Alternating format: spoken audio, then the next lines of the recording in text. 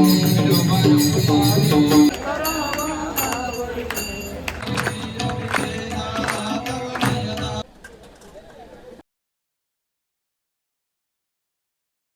Guys, hi hello नमस्कार, शुभ सकाळ.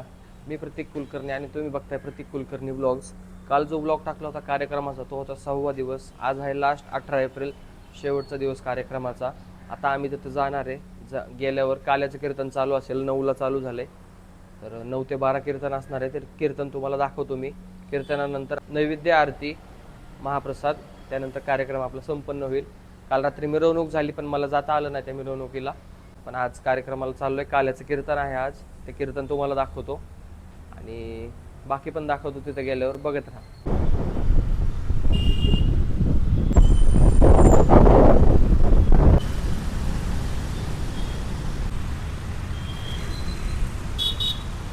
तर गाईज, मी आलोय आता. आतमध्ये जातो. आतमध्ये काय चालू आहे ते बघतो. कीर्तनच चालू आहे माझ्या मते तर, कारण 9ला चालू होणार होतं कीर्तन.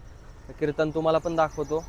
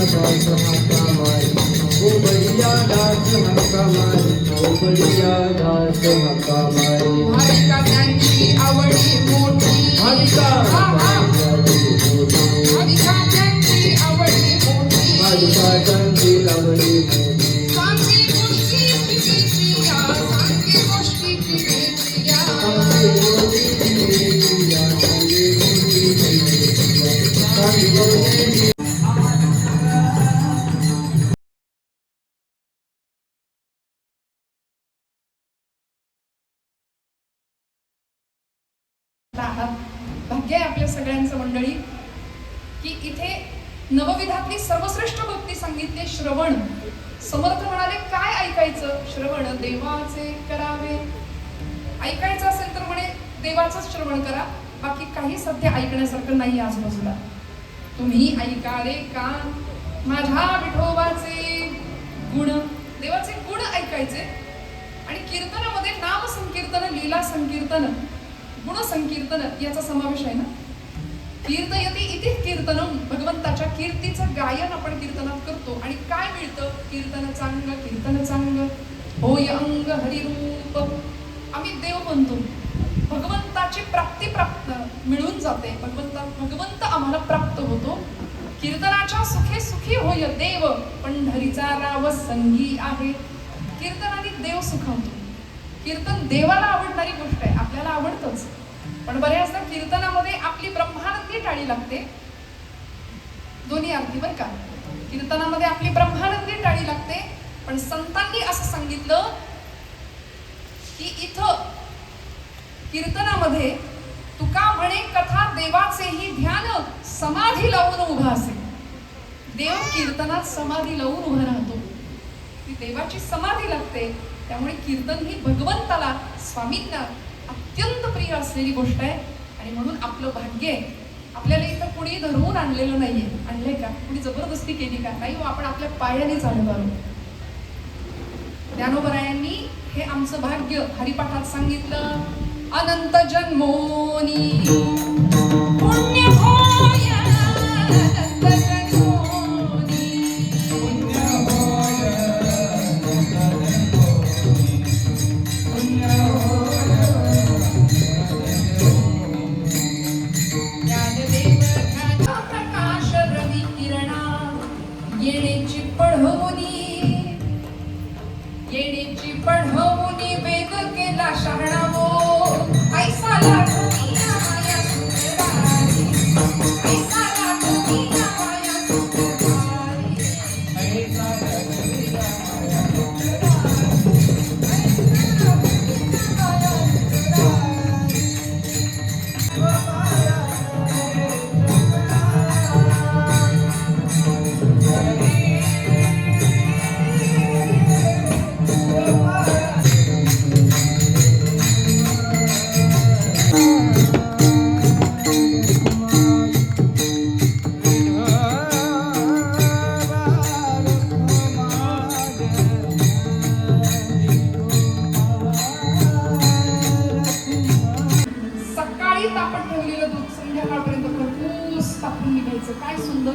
चव. आहा, सगळीकडे सुगंध आणि एवढ्या मोठ्या खोल्या सगळ्या, प्रचंड मोठं स्वयंपाकघर.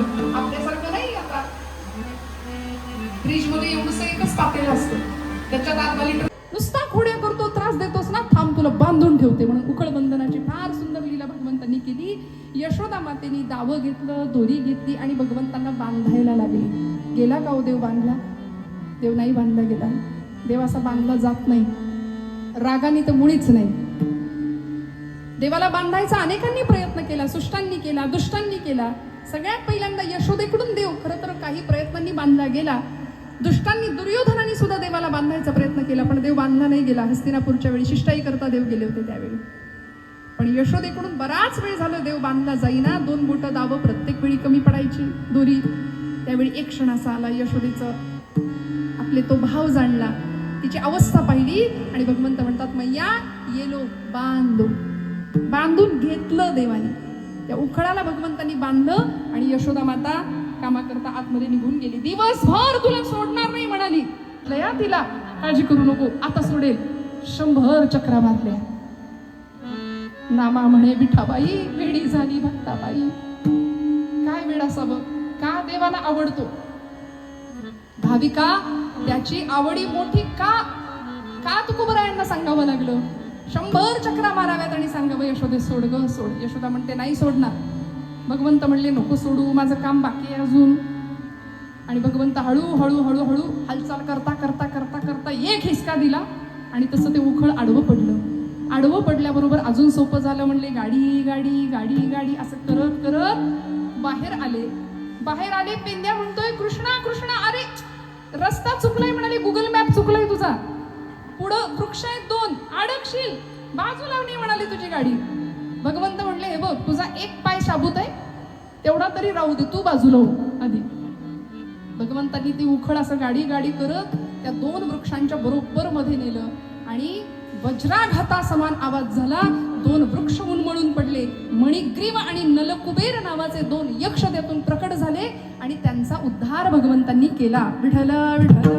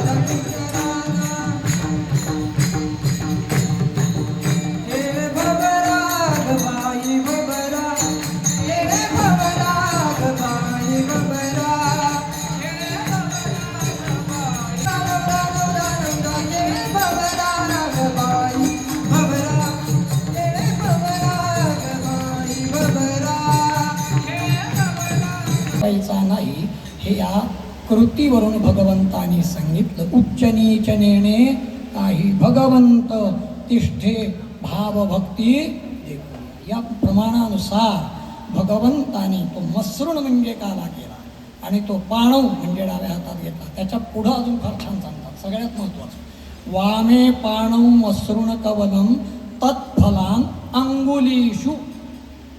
लोणचं चटणी म्हणजे बोटावर घेतली, बसेल का बोटावर, पण सांगताना भागवतकरांनी सांगितले अंगुलीषु. अंगुली म्हणजे बोटांच्या ठिकाणी लोणचं चटणी वगैरे घेतली. अंगुलीषु तिष्ठनमध्ये. बालकांना आता ही बघा कशी बसली आहेत, छानपैकी बालक आहेत, खरंच सुंदर आहे की नाही. पंढरीच्या पांडुरंगाला अशी बालकं छानच आवडतात. अशा त्या बालकामध्ये सर्वांना गोपबालकांना बसवलं. तिष्ठनमध्ये स्वतः उभे. वामे पाणौ मसृण कवलम तत्फलान्यंगुलीषु तिष्ठनमध्ये स्वपरी सुहृदो.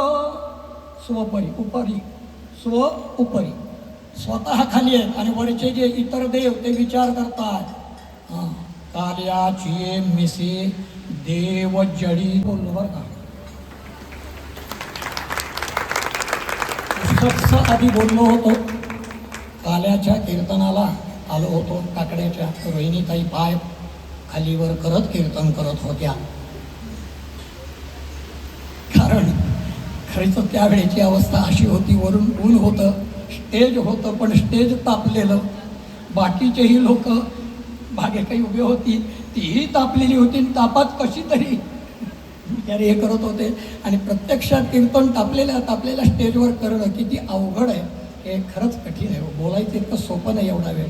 आणि पण तरी तिनं कीर्तन केलं. मला तिने स्वतःहून सांगितलं, रोहिणीताईंनी, गुरुजी तुम्ही नका बसू, पण श्रवणाचं एक महत्त्व आहे.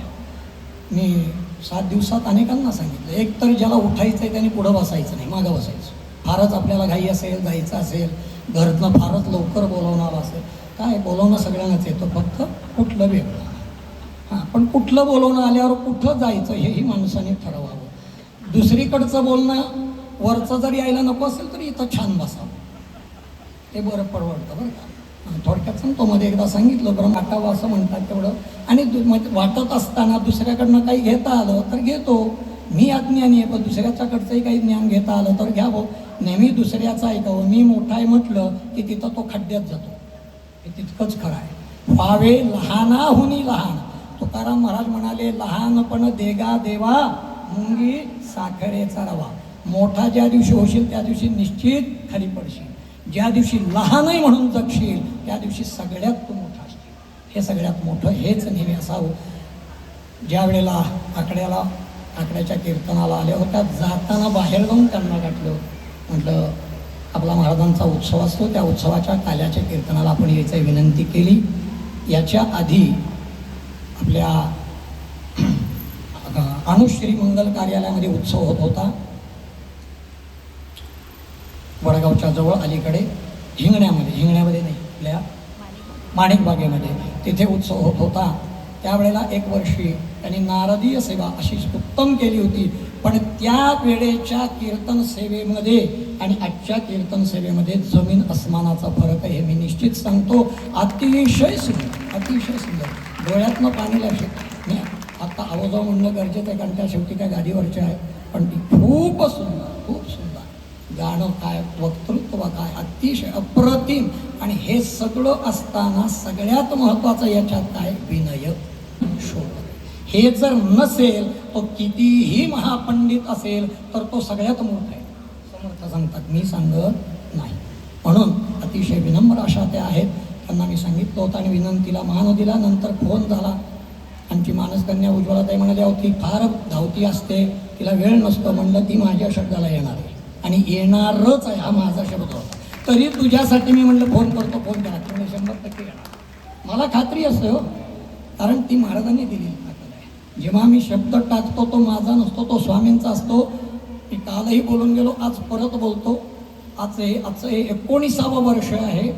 एकही साहित्य मला आणावं लागलेलं नाही. 8 दिवसासाठी भरभरून लोक देतात, भरभरून महाराज देतात. फक्त फोन करावा लागतो विनम्रतेनं. ते अतिशय नम्रतेनं लोक विचारतात, गुरुजी काय देऊ, सांगा हो, काहीतरी सांगा. रडतात लोक, आम्हाला का नाही दिली यावर्षी सेवा, आम्हाला काय नाही दिली. असं इतकं आहे शब्द. आणि तो महाराजांचा शब्द आहे, माझा नाही. मी क्षुल्लक आहे, पण ते महाराज आणि लोक अनेक शब्दाला किंमत देऊन येतात, अनेक देतात. किती देतात त्याला लिमिट नाही आहे. नको म्हणावं लागतंय आता, नको, पुरे, बस बस. ते त्यांचाच उत्सव आहे. गुण तुझे गातो म्हणून गुणवान मी म्हणू कसा, तुझेच उसने हे तर देणे, मालक त्याचा बनू कसा. मी मालक नाही आहे, तेच मालक, तेच करून जातात, तेच उत्साह देतात. काल आपण बघितलं असेल, बरेचसे लोक कालच्या मिरवणुकीला होते. किती त्यांनी नाचवलं, त्याला काही काल लिमिट नव्हता. पुन्हा इथं येऊन विणा वर, हे सगळं त्यांची लीला आहे. आणि आज पुन्हा उभा आहे, सुरुवातीपासून शेवटपर्यंत उभा आहे. ते शेवटपर्यंत उभा ठेवावं एवढीच महाराजांच्या चरणी प्रार्थना. आपल्या सगळ्यांनाही धन्यवाद. 8 दिवस आपण या ठिकाणी आलात. आमच्याकडून जर काही आपल्या सेवेमध्ये काही कमतरता झाली असेल तर सर्वजणांना क्षमस्व. आणि आज यानंतरही महाप्रसाद आहे. मागच्या शाळेमध्ये प्रसादाची व्यवस्था आहे. सर्वांनी लाईनमध्ये जाऊन प्रसाद घ्यावा, ही सर्वांना नम्र विनंती. आज या ठिकाणी विनंतीला मान देऊन रोहिणीताई माने परांजपे आलेल्या आहेत. त्याबद्दल त्यांचे धन्यवाद आभार आणि त्यांचा यथोचित सत्कार आमच्या ट्रस्टच्या सचिव संगीताताई लोकर या करतील. तसंच त्यांचे यजमान, पण ते यजमान होण्यापूर्वी आमचे फार परिचित आहेत आणि त्या कीर्तनाला वगैरे त्यांना बघितलेलं आहे.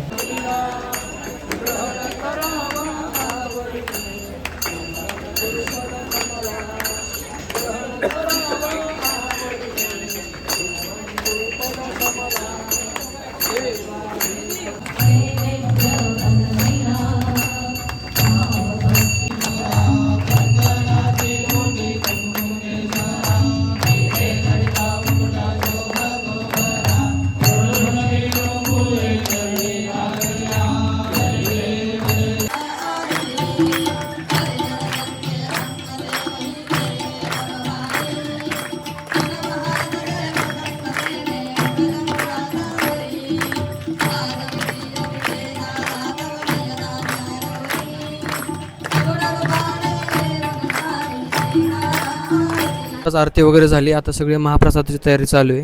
हे असे महाप्रसादासाठी इथे लोक बसवलेत. 10 प्रत्येकी सोडणार प्रत्येक वेळेला असे. आणि अजून इकडं भरपूर लोक आहेत. खूप धावपळ झाली आत्ता. गडबड, लोक ऐकत नाही आहेत काही. हे एवढी इथं असे लोक थांबून ठेवलेत. तर हे 10 प्रत्येकी सोडणार. इकडून आपला जेवायचा हॉल आहे शाळेपाशी, मागं दाखवलं तुम्हाला परवा दिवशी. असे लोक. तर गाईस तुम्हाला दाखवतो आता जेवणाचा हॉल. हे इथे अशी भांडी आहे.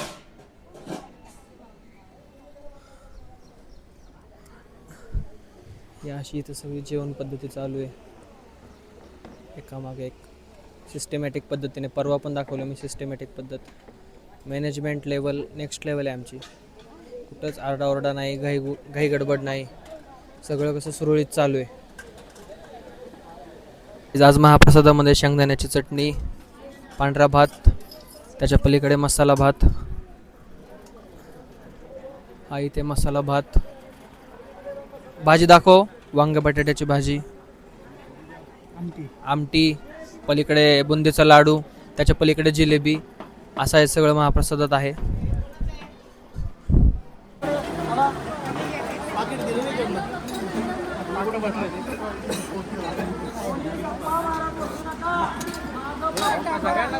मंडळी, आता मी माझं पण प्रसाद घेऊन झालेलं आहे. आता मी पण चाललोय जरा बाहेर.